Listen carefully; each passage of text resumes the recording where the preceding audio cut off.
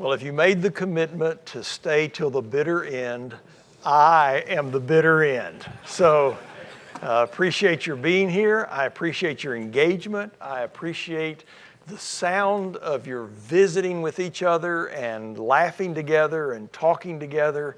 I just appreciate if I had even come and spoken at this event, simply coming and getting to be around you has filled my cup. And I thank you for that. I thank you for what you're doing in the church. I thank you for what you're doing, most of you in Oklahoma. And I'm going back to Tennessee with good news to share with folks, and especially about this event. I want to begin with this text from 1 Timothy chapter 5 to anchor the things that I'm about to say.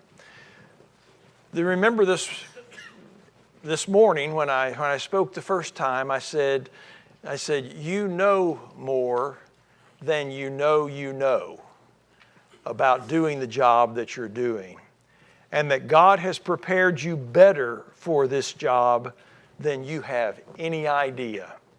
And so I hope you leave with optimism and with hope and with excitement about doing this work that you're doing that's so important in the kingdom of God. And I want to anchor that for this second session in 1 Timothy chapter 5. You know the text, chapter 5 and verse 1. Do not rebuke an older man, but encourage him, as you would a father. Younger men as brothers, older women as mothers, and younger women as sisters, in all purity. Now that's some of the you know more than you know. That's some of the God has prepared you better for this thing you're doing than you have any idea.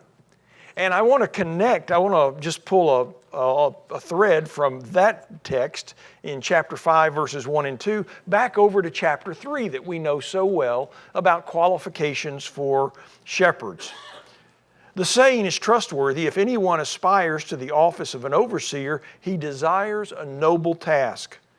Therefore, an overseer must be above reproach, the husband of one wife, sober-minded, self-controlled, respectable, hospitable, able to teach, not a drunkard, not violent, but gentle, not quarrelsome, not a lover of money. He must manage his own household well, with all dignity, keeping his children submissive. For if anyone does not know how to manage his own household, how will he care for God's church? He must not be a recent convert, or he may become puffed up with conceit and fall into the condemnation of the devil. Moreover, he must be well thought of by outsiders, so that he may not fall into disgrace or into the snare of the devil. Sometimes we read that text and we feel burdened by it, and it connects with the perfectionism within our souls. I want us to see that differently. I want us to see it as God is calling us out of that experience, and because of that experience, and telling us that we are equipped better than we know we are to be shepherds of the church. Family is messy, and the only perfect families are the ones they write about in books. A real life human family is difficult and it's challenging, and there are failures along the way, and we don't control the outcome of everything within our family. So I'm not reading that text to put that load on you. I'm reading that text to say your experience in your home is maybe some of the most important experience in your shepherding the church, because you know those things and you've dealt with the messiness of life, and you are ready now to bring that to bear on how you relate to older man, how you relate to an older woman, younger man and a younger woman within the church. You know more than you know you know. And you are better prepared. You have been better prepared by God for this task than you have any idea.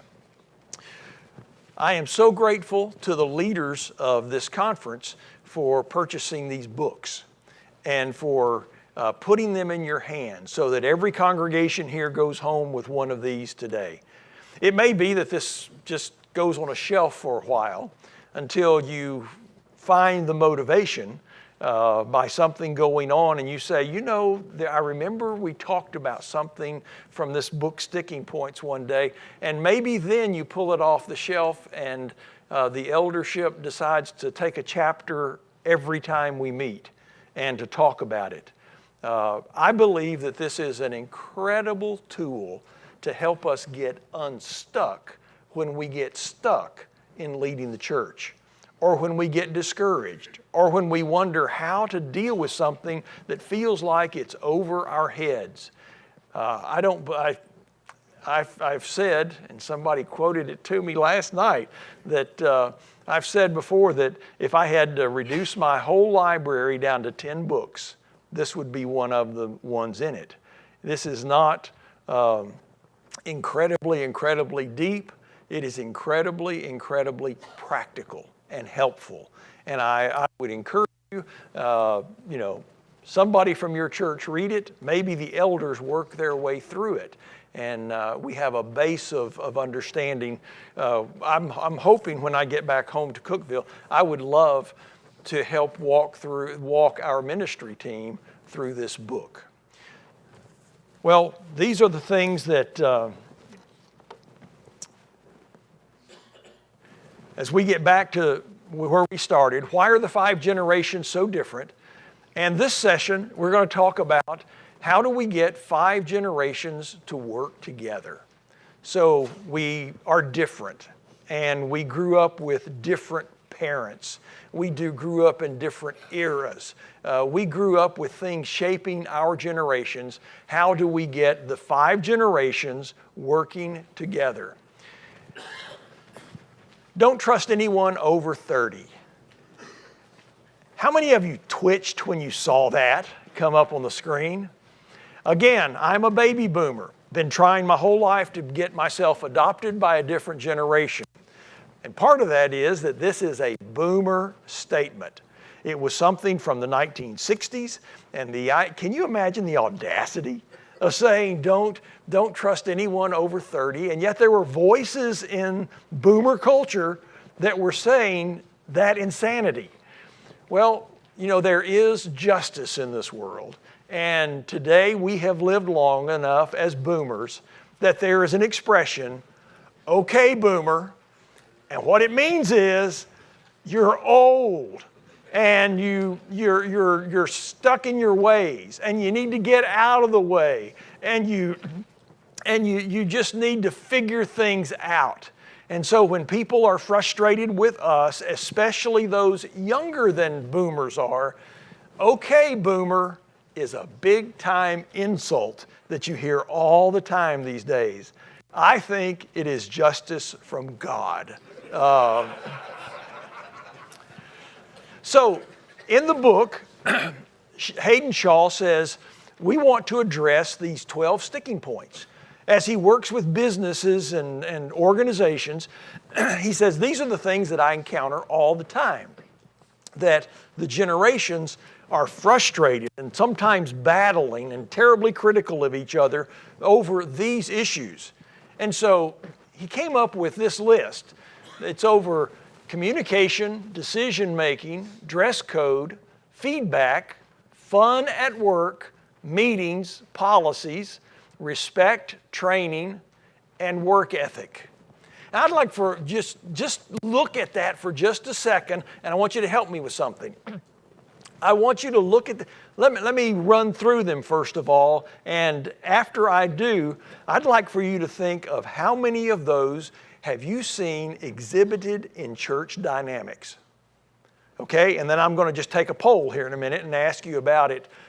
But communication, that goes without saying. Decision making, what's our decision making process for the church? Dress code, this is the third rail of all organizations. It's like whatever committee you don't sign up for, dress code is at the top of the list. It is a lose-lose situation for everybody. Feedback. What is the feedback loop within our church? Fun at work. There are, my generation and the generation before me, we have flat sides on one side of our head from beating our heads against a wall, because who said work was supposed to be fun? And yet it's something that is a huge issue these days. Knowledge transfer. When people get, especially toward retirement, when elders get toward retirement, but in the business world, when a CEO gets near retirement, or the office director gets near retirement, how do we keep what they have in their heads and their experience and all, how do we keep that from walking out the door? How do we pass that along? How do we, as in the book, one of the statements is, somebody's got to know where the pipes are buried. And how do we keep that information from walking out the door? So knowledge transfer as people age. Loyalty. What does it mean? In business, there was a time where a lot of people began working their career with a company and they were together the whole way through. And there was an implied contract that we'll be loyal to you, you be loyal to us. That is long, long, long since gone. So loyalty, what does that mean? Meetings. I loved what Mike was saying about how they have totally redone elders' meetings. And how frustrated are younger generations with older generations understanding about even what a meeting is and how often it ought to be. And one of the things, one of the complaints you will hear from coast to coast in businesses is when people say under their breath, this could have been handled in an email. And it's just being said all the time. Let me go back. I didn't mean to leave that quickly. So meetings, policies. I understand why policies are out there, and they are sometimes necessary. But the older I get, the more I believe that if you don't have trust, there's not enough policy in the world to fix that. And if you do have trust, you don't need a whole lot of policy. You may need some, but you don't need a whole lot of policy. Respect, which is the next slide. Training, and how do we onboard people? And then the idea of just work ethic and all. So, in terms of your experience in church, how many of these sticking points have you observed? Get the number in your head, and I will ask you, starting with 12. How many of you have seen all 12 of these in church? Okay. 11. 10. 9. 8. 7. 6. 5. 4. 3. 2. 1. And I guess we got there by 4. So everybody has seen these, and many of us have seen many of them. We have all seen multiples. Mary's team is a story that's told in the book, and Mary was a person that Hayden Shaw had done a seminar, and Mary was the person who interviewed him. It would be very much like these chairs up here today. And so they were talking about one thing and another, and Mary, who was a team leader, an executive, a mid-level manager, Mary says, well, I've got a question. She says, I used to think, and through the years I've gotten a lot of positive feedback on this, but I used to think I did a good job of running meetings. And I've begun to think that I'm losing a step and that I'm not effective in that anymore. And do you have any suggestions for me? Well, Shaw is up here at the front, and he realizes that Mary's team is sitting on the back wall. And they look like they have just been hit by a stun gun, because she was saying, and she wasn't hostile as she was saying all, but she said, in meetings these days, I think it's a good meeting. I've got it lined out for people. And yet, my employees are on their laptops the whole time, and they're not making eye contact. Discussion doesn't go easily and all. And these people are looking like they've been hit by a stun gun in the back. They love Mary. She's a great leader. And they had no idea their behavior was being perceived as not paying attention, not being respectful, not appreciating her for what she was bringing to the table. It was a sticking point. And he said as soon as they took the break, he saw the dynamics that were going on in the room. He went back there and they were asking questions about, how do we fix this? And he said these people had things fixed before they walked out of the door that day, but they were at a sticking point and had no idea about it. Well, 4 approaches, Shaw says. So you feel like you're in church, there is a group, there's a Bible class, there's a generation, or people that you feel like we're at an impasse here. So as shepherds, how do we deal with that? And that is part of an assumption of the next part of what I'm talking about, is that it is our role to lead through this. So how do we lead? And my goal is to hand you a wrench, a new tool for the toolbox, so that when you face a sticking point, you've got a way to move through it. And so he said, so when there is a sticking point, we have some options.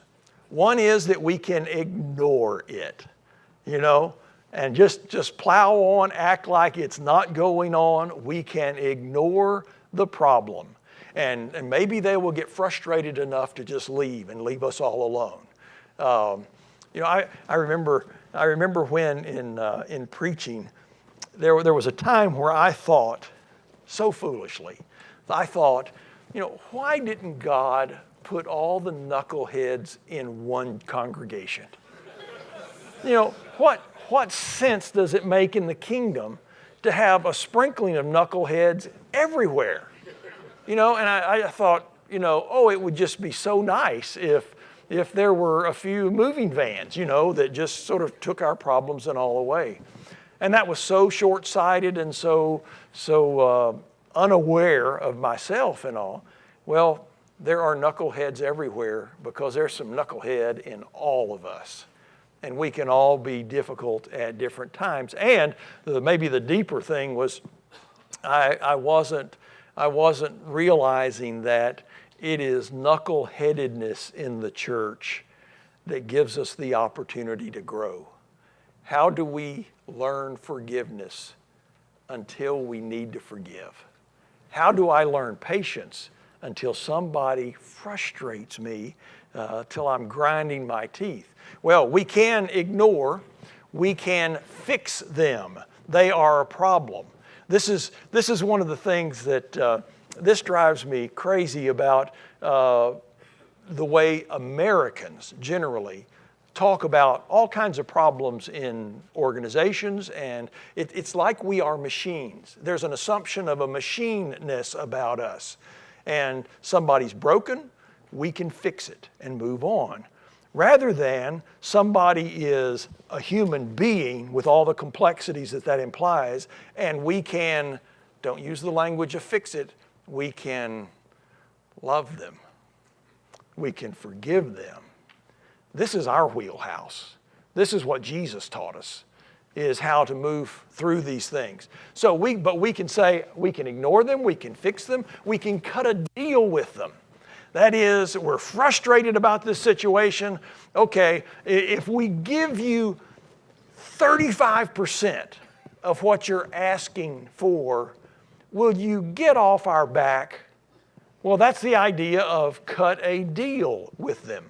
And this is exhausting because deals don't stay dealt. And you're always having to change it. Or you can lead them. I believe one of the greatest biblical, it's actually unbiblical, one of the greatest mistakes in modern day elders is the idea that our job is to make people happy. I think a lot of elders tear themselves up because if there are any problems, we have failed. Somebody is unhappy.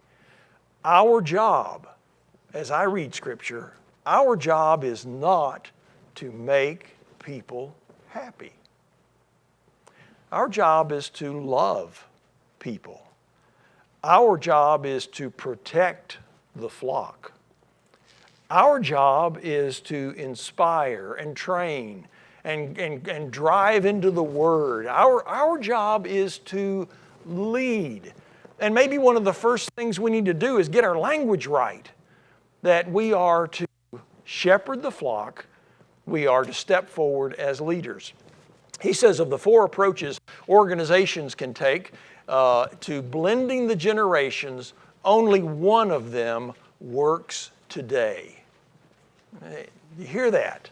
Only one of them works today. And he said it is lead them.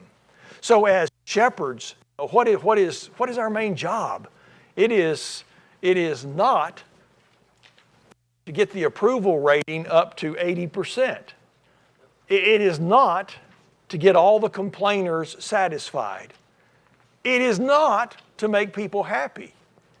It is in the name of God and following in the steps of Jesus, it is to lead them.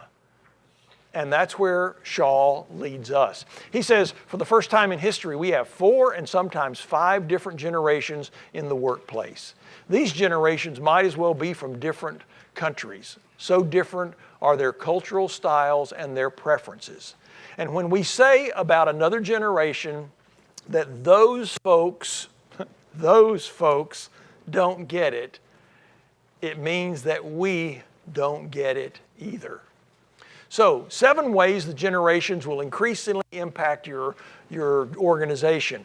And very quickly, this is just like pulling out of the business world to look at, to me, I think it's somewhat comforting, and it is certainly instructive to look at how this is going on outside of church.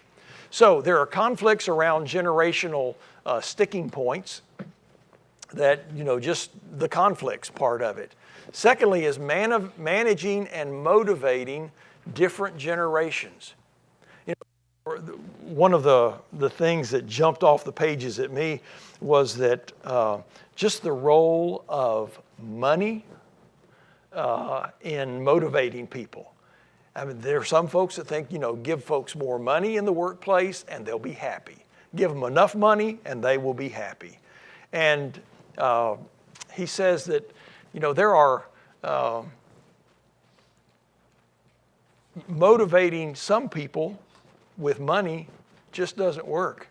And Shaw says he himself, he would give up $5,000 in annual salary in exchange for a more relaxed dress code.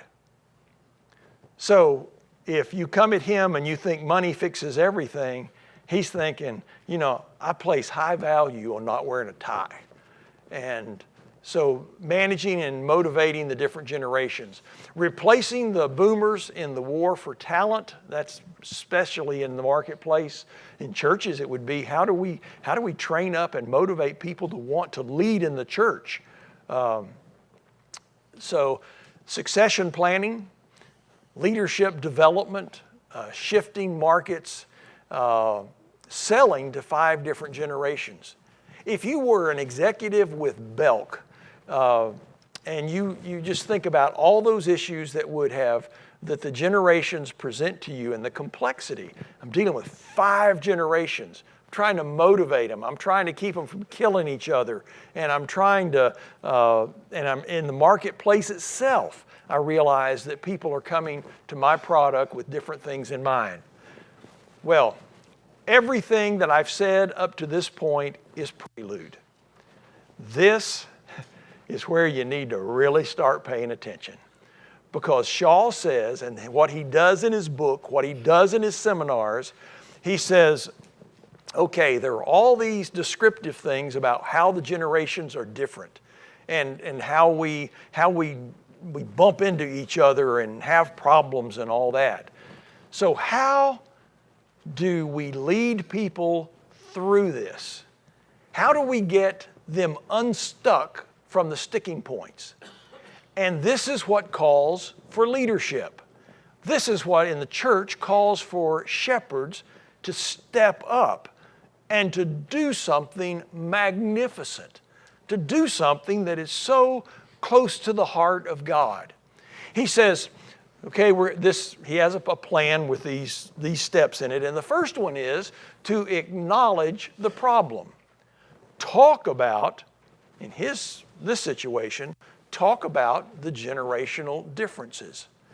So we have people that in business, he says a lot of the world has worked in the last few decades in cubicles. And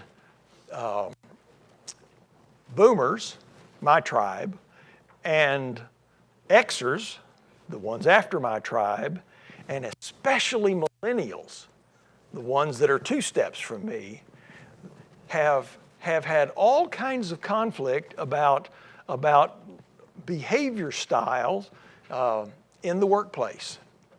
You walk in there and boomers are sitting there in the cubicles and they spend the whole day talking to the person, the next one over or 2 over, and information, flows back and forth.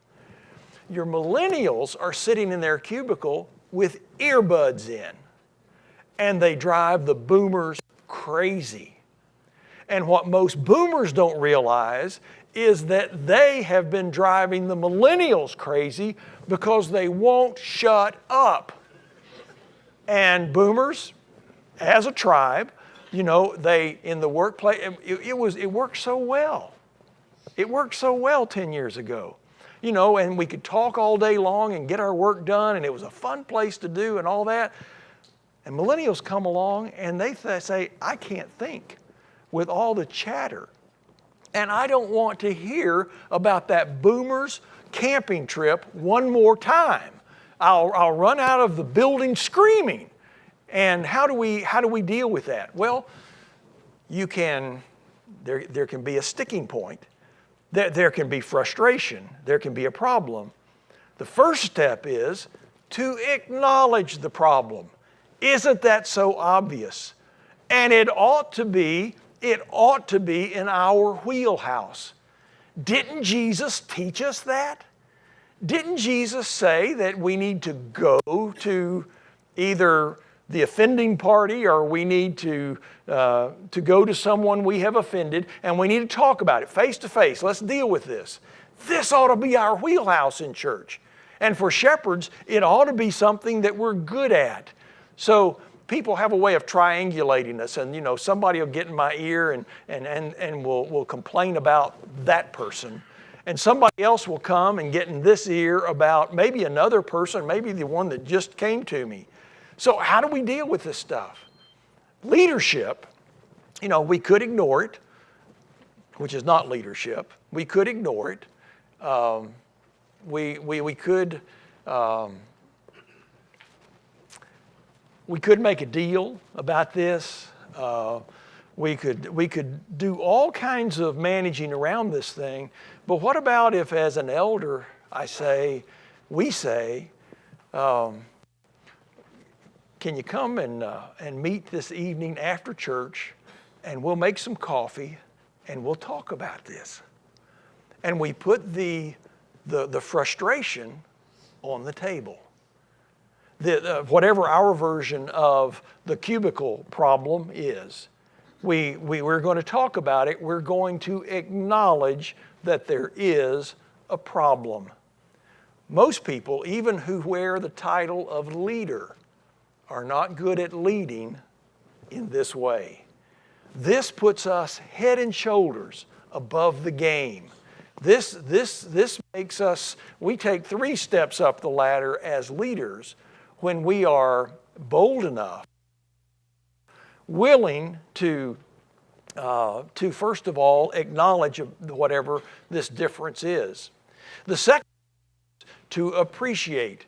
And this is why I love, I hate generational books. I love Shaw's book because he says, focus on the why, not the what, and focus on the common needs.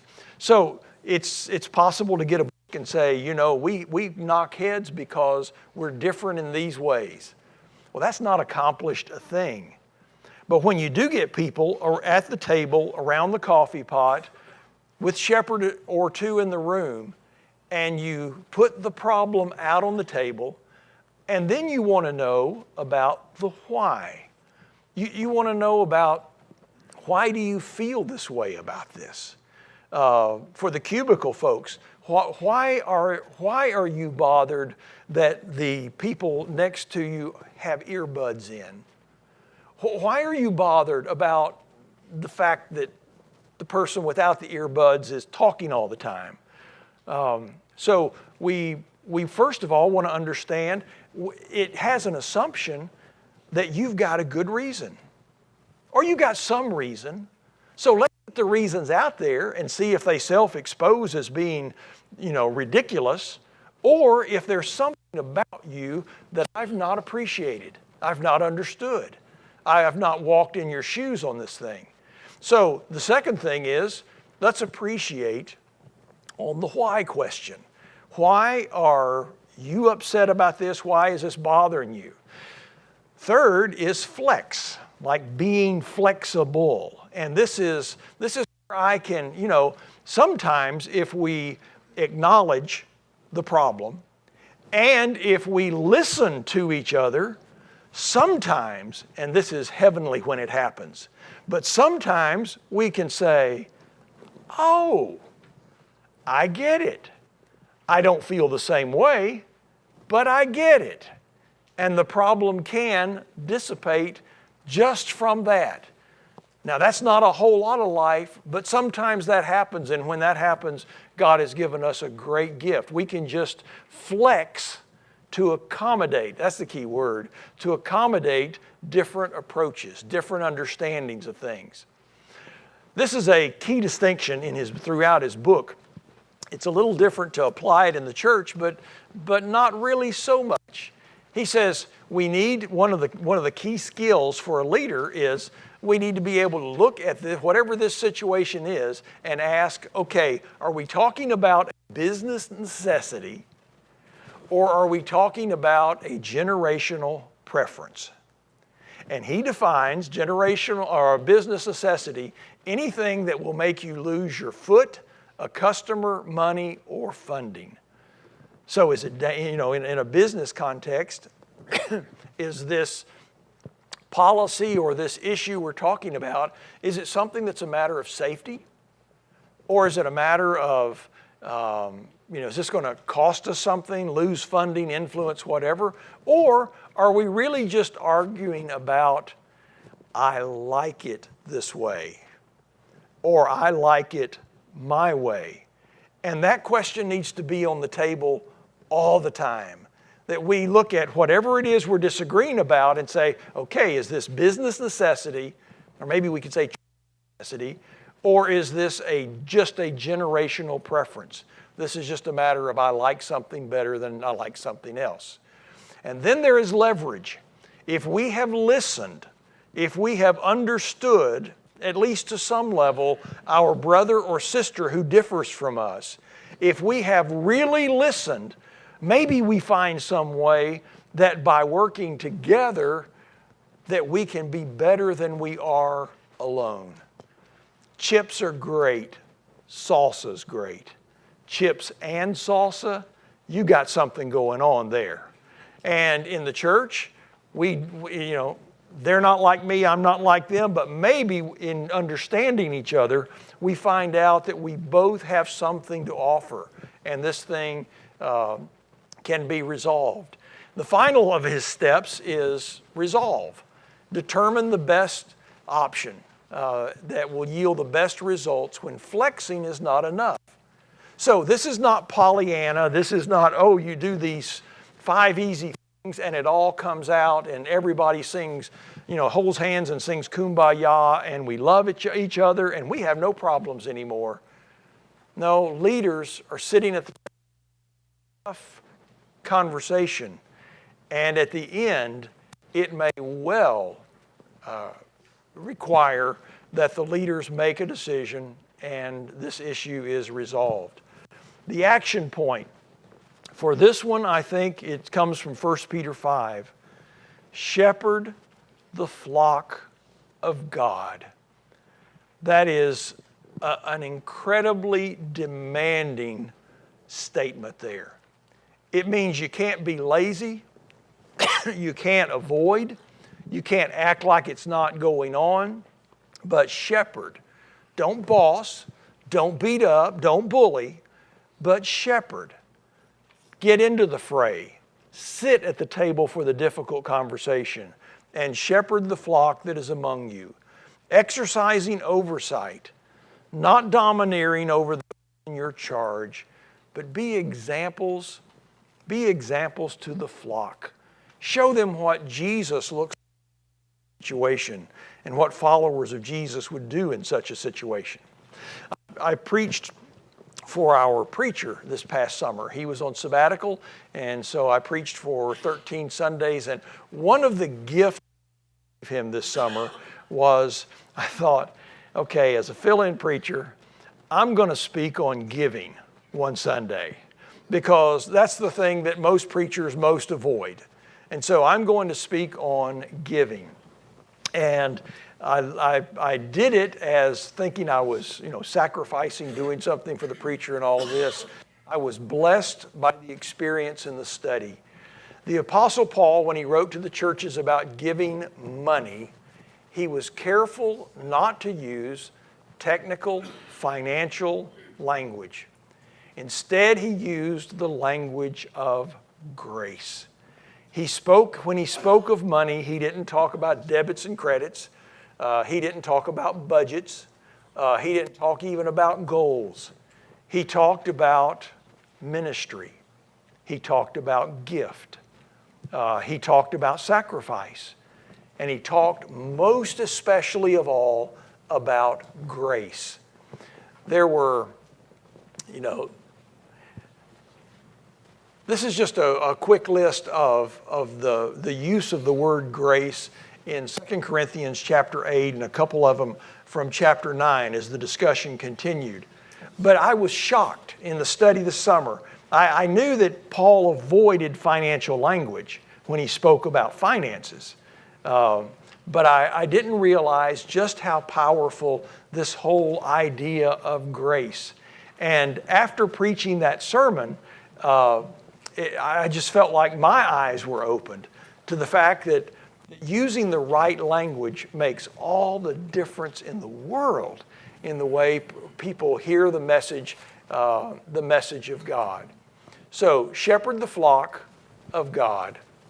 Well, as I said early on, I think that the best way to use this book is for us to discuss it together as shepherds within a congregation. Maybe everybody reads the same chapter one week and we get together and we talk about it. And I think you'll find very quickly that the things that are on these pages connect with the things that are going on in that hallway in our churches. And so we talk about, okay, this describes why we've got the problem. How do we get unstuck? How do we move beyond the problem and beyond to the way God would have us do this? If at the very least, I would hope that it would be a book that would be passed around Maybe somebody's reading it this week or this month, and somebody else is going to read it at some other time. But for us to build up a sort of a common culture of our way to approach, how we approach when we reach congregational sticking points. Again, I want to close as I began. You know more than you think you do. And God has prepared you better than you have any idea. And I am excited for the possibility for all of us to go back home and to implement some of the new understandings that we have from this very special conference, the things that have gone on this day. You have blessed my life. You bless the church. You bless a lot of families by your willingness to walk into places that oftentimes angels fear to tread. It is no easy thing being a leader in this context, but it is a blessed thing, and it is an important thing, and it is something very near to the heart of God. May we hold to the hand of Jesus, and may we walk boldly and lovingly as leaders through our churches. The world is changed and is a better place because of it. Well, our time is about gone. Remember that if you have to make a difficult announcement, leave your fly unzipped. And even more than that, remember that Mike Walker is the one who said that. Thank you.